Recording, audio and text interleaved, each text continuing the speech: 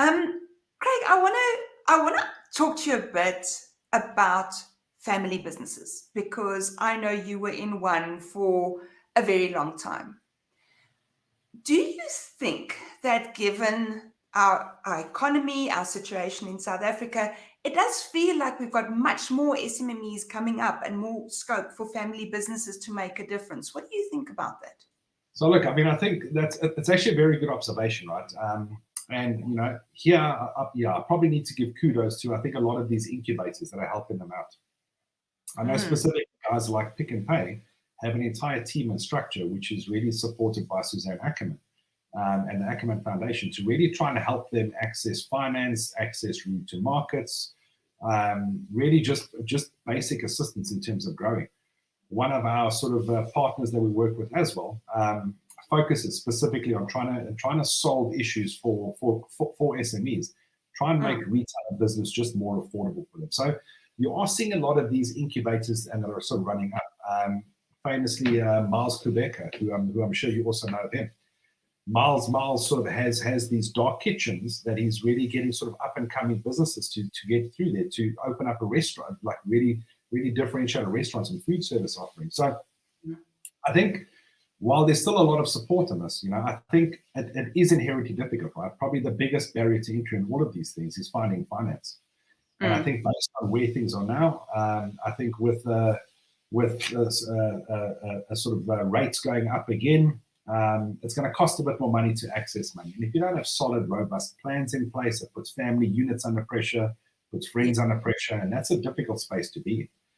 So I do think we are seeing a bit of a mini resurgence of sort of SMEs. I think, I mean, some of my observations, the sort of first year of COVID, I think everybody had an opportunity to reflect on their life and their careers. People had a look at things and saying, okay, well, I can now work remotely. I'm saving 2 or 3 hours a day out of commute time. I can manage my time better. What can I do as a side hustle? So, I think Side Hustle 2.0 was sort of really born out of the sort of work from home and changing economic conditions. I mean, I got an email from my youngest sister yesterday. She's interested in doing drop shipping as sort of e-commerce, just as a side business for her. She's in the financial industry, but she's looking at doing something different. My fiance's sister has been doing this for a while now. She's been importing products, selling them online. But I think it's bringing up that sort of piece, right? So I think Side Hustle has evolved to something very credible now. And I think e-commerce, the culture, that sort of opening up in that space, access to sort of markets a lot faster, a lot easier is driving a lot of this. And I think you're seeing a genuine sort of need arise for small and medium sort of businesses. We know that also from a globalization standpoint, that cost of moving any product around the world has now become prohibitively expensive, and it's going to get even worse. So manufacturers, retailers, suppliers are all going to be looking for local providers of product that they can buy, right? Because it becomes forex neutral. You're paying in rands, you're buying dollars, right? You're not having to ship things around the world. You can manage the value of the supply chain a lot better, a lot more transparently. And small and medium businesses are beautiful to work with because they are lean already. They've got the mindset and the culture of operating lean to get a low cost of shelf and that they're competitive. That's what businesses are looking for. So I think it's definitely opened up. I think sort of market forces, global forces, everything is sort of put this perfect little melting pot together that we are seeing a resurgence, right? But I can tell you, working in family businesses, it's a lot of headbutting, it's a lot of frustration, it's a lot of different views on things. My father and I had very different views on sort of certain things, and my brother's going through exactly the same thing. My father runs parts of the business, and my brother does the overall running. And he asked me, so it's like, how did you manage with that? Like, he doesn't want to change the way he's thinking. He's always just doing the same thing, but it's not the right way to do it. And out of that, you just have to manage it, right? I mean, that's the beauty and the frustrations of family business and small business, right? You just have to exactly find creative ways to work through some of these things and try and not fight over Christmas lunch or sort of family lunch on a Sunday. That's the problem. You can't actually close the door on the manager, can you? By the way, Dad Pershouse, we still love you, even though we're gossiping about you on a podcast. Love you, Dad. There we go. Craige, if someone came to you and they said, I really am in this position that I need to start a family business, or I have a passion for it, what advice would you give them? Where would you get them started? The first thing, and probably the most important thing, right? And it's the advice I'm going to give my sister yesterday, right? The idea sound. Research. You put in your money and potentially somebody else's money and rolling a dice. If you're not 100% sure that the most common numbers is 4 and 7 to hit on a dice, and you've got a 6 and 7 on a dice, and you don't have sort of a product that's going to get you to 6 or 7, you're risking a huge amount, right? So my advice there is, be open, be transparent, manage your own expectations, have a plan. Also have a point where you can pull it and say, I'm out. I can't keep throwing money at this. The business that I ran in North America was for a really big sort of it's a national retailer. They have 1,400 stores, but they specialize in sort of closeouts, right? In terms of sort of end of line deals or startups that just simply failed, that are trying to liquidate product. There's so many great ideas and great product that sort of came across my desk, and you ask them what happened. We didn't factor this. We didn't figure that out. We couldn't get supply chain sorted out. So before you do any of this stuff, really understand, is there a market firstly for what I want? Is there a market that's willing to pay the price for what I want done, right? Because the reality is, you're not a Tiger Brands, you're not a Unilever, you're not a P&G. You'll never get the efficiencies that they have sort of right off the bat. So do I have something unique? Is there value to the thing? Is my path to sell or the way that I'm marketing the product, is it going to attract the right customer? And I think important advice that I got many years ago when I was thinking about doing something similar, because all of us have hobbies and interests, right? I love motorcycles. Would I ever sell any motorcycle products ever online or in-store in my life? Never. There's no money in it. I see value in it. There's not a big enough market for it. There's a couple of businesses that are doing exceptionally good work. It would bankrupt me. So make sure that you understand it doesn't necessarily have to be something that you're passionate about. Make sure that you understand if there's a market for something, then find what that is. I'm not sure if you ever followed a page on Instagram. It was called Far From Home. It was this couple that traveled around the world, and they would have a chalkboard for every kilometer that they've traveled, and they travel sort of all over the world. What they did was very simple. They set up a dropship e-commerce business. They sold bicycle safety wear and accessories. None of them cycle, but there's a market for it. There was no player. They sold it on Facebook, through marketplace, dropship. So the orders come through, gets paid. They pay the supplier. Supplier delivers the product. That funded global travel for 2 years for them, right? So it's about understanding what sells. So my advice: research and make sure that whoever you're going into business with, that you can have hard and firm discussions when you need to. Make sure that there's contracts in place. A word means nothing. When there's pressure, when there's money, it's the first thing that goes out of the window. So the thing about a family business that kind of scares me. So with my background in HR, I think of it a lot like the royals think about putting a prince, like a king and a queen, on the same plane. Is if mommy and daddy work at the same business and the business goes under, we lose 2 salaries. There's an entire family that's left destitute.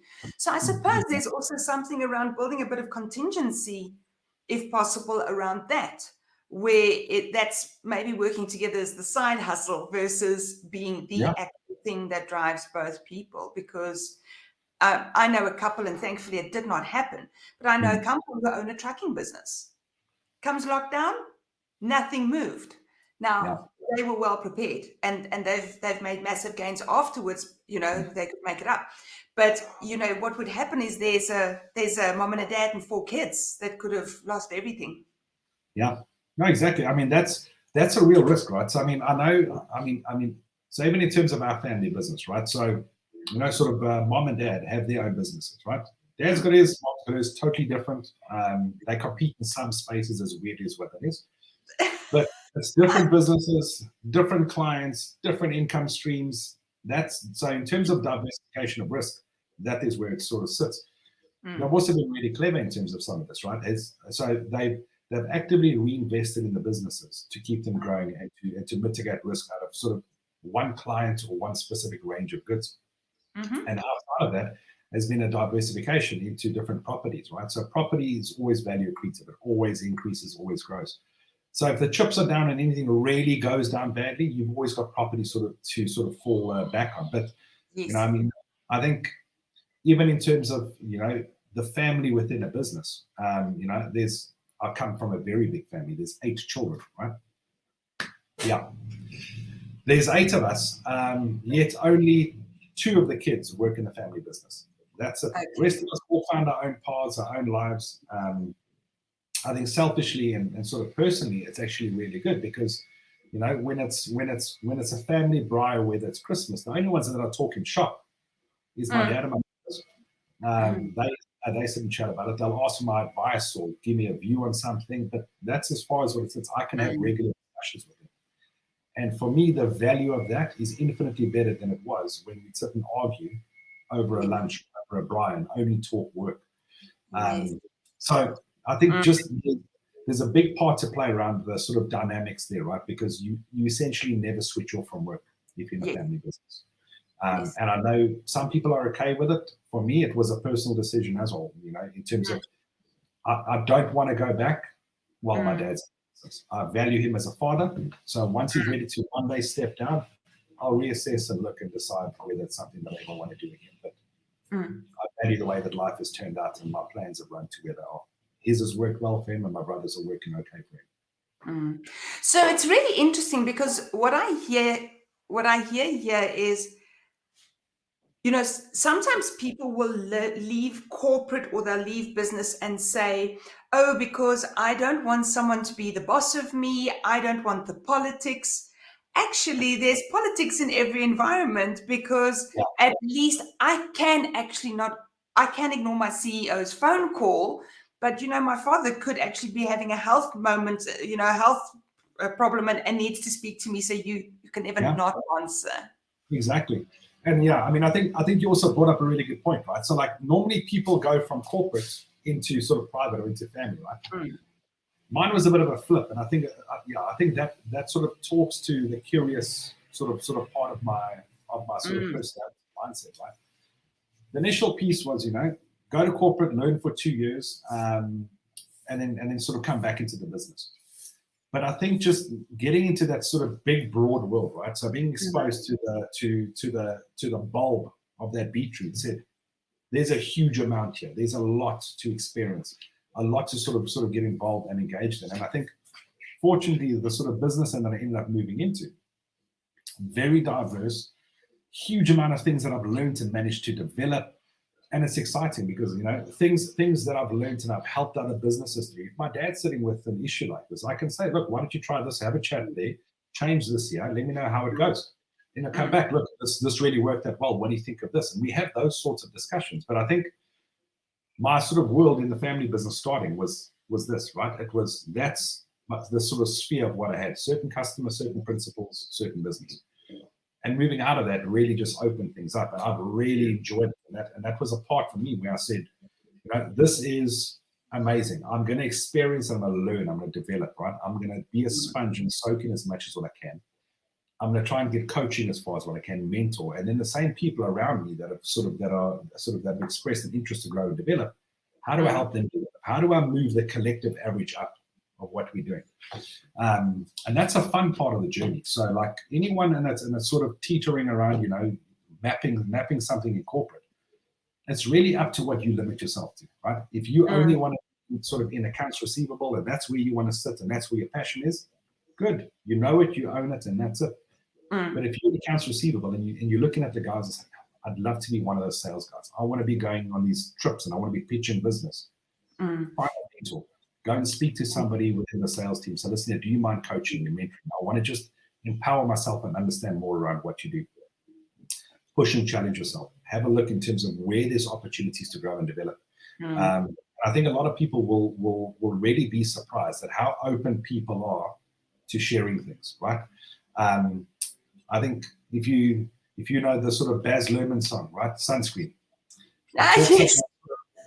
A very good part of that song, right, is about accepting sort of advice or taking advice from others, right? Because for a lot of people, it almost brings back a bit of nostalgia, right? So, when I was starting out, this is what it was for me. I love doing this. And you get to almost recreate some of that stuff, but you get to sort of carve a path for somebody or show them, look, you can go the hard way, you can do it this way. But this is what I learned and what I developed and some of the successes that I got out of this thing. Whether they take it or not, you sort of reviving some of that and bringing it back, and it keeps a bit of that spark alive in you. And that's one of the passion points, I think, for me personally, is really trying to help people out. Again, just being inquisitive, but also being able to share some sort of pain points that I've had over the years and things where it's been unexpected successes. So if I can help anybody out with it, it's really something that I do love. That's fabulous. So I think that actually brings us back to the point where you said that there's a personality behind business. I think this links back to your passion. Tell us a bit about that. No, look, I think everything, right? So, I think, people that you work with sort of have their own personas even, right? So, you're going to have the sort of introverted ones, you're going to have the extroverted ones, you're going to have ones that are a little bit more conservative and a bit more open, right? But I think you need to be able to connect to sort of some to some of these people and to some of these businesses, right? So you need to know sort of where you are, how to connect, how to engage with them, and how to be open to them. I think just being able to not just simply just mind-wise, just sort of mapping them and understanding, is this somebody that's going to be open, receptive? Is it going to be somebody that's going to be sort of closed and very rigid and formal? I think the more you sort of get under the skin of these little areas and elements, the better it is, right? The better you understand things, the better you can succeed. The better you can understand how you're going to win and how you're going to achieve. And I think it goes back to your thing around performance and success. It's being able to plot it against these things and understand, right? Against somebody that's really stuck, rigid, formal, not going to give me any sort of gap or leeway. What's my KPI? What's my personal measure of success with this person? Is it just having them greet me and ask me how my dog's doing, right? Because that's an opening. It's outside of what they would traditionally do. Having a bit of small talk, going and having a coffee with them, opposed to a 45-minute Teams meeting that they're only going to give you those sort of that time. So I think it's about understanding what these things are and almost having yardsticks of success for sort of each of them, right? Having the personalities and the business and knowing sort of where you are, right? Are you sort of moving forward or are you moving backwards in any of these things? So what I love about what you're saying is you sound like you're celebrating the small successes as well. So many of us will go, oh, I've spoken to, let's say, Craige, I've given him a proposal, he didn't come back to me. But actually, the small success is I have spoken to Craige. He might not like it now, but maybe he likes it in 4 years' time. Maybe he doesn't like this, but he wants something else in 3 years' time. Exactly. How do we do that in business? Because so often people go, well, I don't want to spend money on it, and I don't want to spend, I don't want to make a big deal out of it. If I recognize every small success, what, I've got nothing left to give when this thing finally lands or whatever. That is such a good observation and sort of such a good comment, because I think people are too affixed in the long term, right? So the long term is we need to grow by 25% by this time, and if you don't do it, it's a catastrophe, right? But what have you done along the way? Have you planted enough seeds? Have you built enough, right? So you need to almost take everything and build it into micro steps. This is what we need to be doing. I mean, something that we work sort of very closely with here, right? We have a collective team that works on business development. And that collective team, it's not about, the end result is, yes, ideally from a success perspective, we want to close this business. But there's so many milestones in between and that we need to be doing, right? The first milestone is understand their needs. Have we understood their needs? Yes, good, well done. Have we needs mapped, their needs to what we can do to help them out? Have we sort of mapped this and done the work? Who's done the work and things? Celebrate them for what they've done. Go through it, make sure that the stuff's right. Go through, then we articulate what that is. And so get the meeting set up first, right? Because if there's meeting, there's receptiveness, there's a win. It's exactly what you're saying. There's all of these small things that sort of run through it. It's a journey and not a sprint. And I think too many people are sort of, it's almost this instant gratification. I need it now, and if it hasn't happened, it's not successful. But Yes. what you might have done is, a company or a person that wasn't aware of who you are, what you've done, is now aware of what you've done. I've had a chance to present to Craige. Craige now knows what Daymon does. Craige knows who I am as a personality. I can now reach out to Craige, right, when it's his birthday, or when he mentions something in passing that his son is playing rugby on the weekend. I can send him a message on Monday and say, hope the rugby game went really well, and little Timmy scored a try. Looking forward to hearing back from you sometime soon. Right? That simple little gesture has opened up so many doors, but it's those micro things. You might not get it now, but like you said, maybe a year, 2 years' time, when the business is right, or when Craig's in a position to make a call or make a decision, he remembers, right? This one showed a genuine interest. This one was sort of provided great services, great material in terms of what we wanted. But it's exactly that. It's celebrating those things, and don't be scared to celebrate the small stuff with your team. Right? We have a very simple thing, sort of internally, where we do this these recognition cards, and it's just digital ones because we can't give them out in person. But we have some fun ones that say you nailed it or you simply the best. But we'll do it and we'll send it out to the entire management team.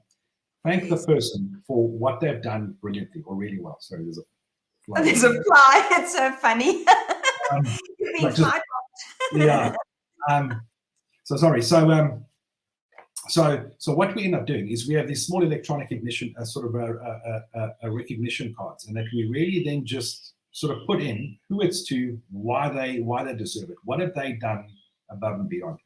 Yes. And those simple recognition cards against a small goal, a small deliverable, means a lot, not only to us as a business, because it's something that we need to sell or we need to deliver or we need to drive insights out of the thing, but it means a lot, almost going back to the humanization piece of the thing, going back to celebrating the individual, saying thank you for what you've done. I know it's part of your job, but you've done an exceptional job and I'm really proud of what you've done, and it's recognized with a broader team. So celebrating those little mini milestones is super important. We're not just there for the end result. It's everything in between. And again, it's that shopkeeper mentality and that culture that sort of gets you there. And it works for us. So I love what you've said there, because the other thing as well is sometimes they could lose the deal not because of themselves, because of something entirely different. So if you wait for the deal to be closed and that doesn't happen, then you're saying, well, nothing you did was worthwhile, which is like, considering I know about proposals and how much time and effort they take and relationship building. If you say to me all that work that you did for a year or whatever is like, well, worthless, it's like, oh, wow, thank you. I'm going to go back home and try. Yeah, well, I mean, sometimes, that is the hard reality, right? Is that we do a huge amount of work and it's all for one moment, right? You meet the economic buyer once. That economic buyer needs to sign it off based on all the work and prep that you've done, all of the small little wins that you've had along the way, opening doors, getting people to sponsor things, give information, get it to a point. And they're like, no, we're not ready, or it's not in our budget. Sorry. While there's a failure at the end, right, or there's a I'd almost call it a non-conversion rather than a failure, right? Because did you fail out of something of your own doing? No. You did whatever you could. You prepared as best as you could. You put things through. You articulated the value on what you're going to bring forward. You knew and understood what the business need, what the personal needs were, so the hard and soft considerations. But they decided there was a budget constraint, right? Is that from a lack of trying on yours, a lack of preparation? No, it wasn't. Or they say we're restructuring. Love to do this, but it's not the right time. Cool, the door's open, but for another time, not right now. So I think, again, it's around understanding. We sort of use the Miller-Hyman sort of sales principles: blue sheet, green sheet, and gold sheet.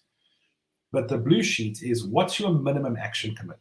Right? So out of this meeting, I ideally want to sell something, but what's the least that I'm going to walk away with? So if they come back and tell me, look, it's not in our budget, my minimum action commitment is, okay, when do your budgets reset and when can I come and speak to you again? Type a second. Give yourself a second bite of that cherry. But at least have something to walk away that it might not be sort of the preferred or the best sort of success that came out of it, but there's an acceptable or minimum a piece of success. And we go into a big project with us, right? What's the ideal? What's the okay? And what's the minimum? And that way we sort of level set ourselves. If you walk away with anything less than than the minimum action commitment from them, we know we didn't fully achieve what we wanted. Then we go into what should we or could we have done differently? What did we miss? Where were the breadcrumbs sort of through the process? But no, I mean, largely speaking, if you just set the criteria for yourself, nothing's a failure. It's all accretive learning and development. There, I agree with you. And I think, it reminds me, in closing, it reminds me of that quote by Thomas Edison, where they said to him, it took you so long to invent the light bulb. And he said, no.